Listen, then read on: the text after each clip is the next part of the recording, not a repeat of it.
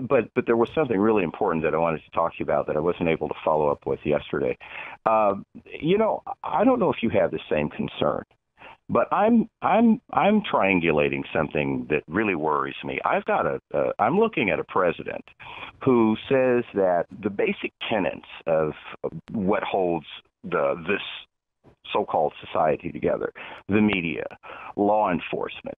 He's saying that the news is fake news, that the media is no good. So now you've got a population, a significant portion of it, that doesn't trust the media. They don't trust what they read. They don't trust what they see.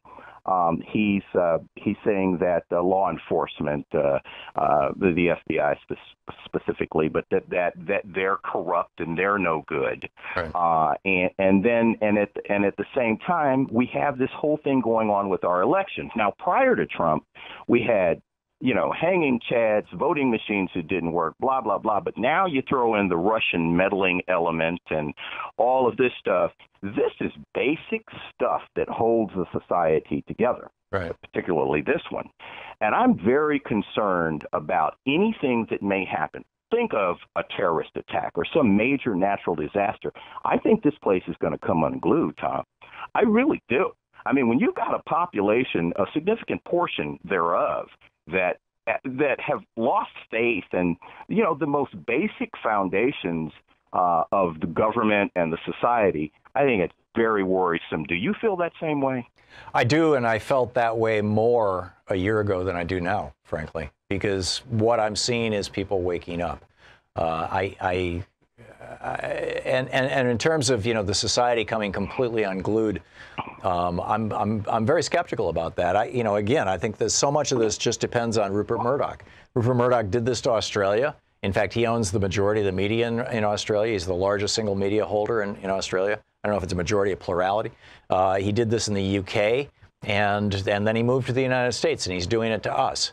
And say what? I just want to tell you there's a big difference there, Tom. If you take the UK and Australia together, they don't have as many guns in the hands of the population as you do in the United States. Well, on a per capita basis, Australia wasn't that far off from us, or at least far off from us maybe 15 years ago. And the Port Arthur massacre back in, I think it was 96 or 97, changed all that, and they changed their rules. And yeah, the UK doesn't.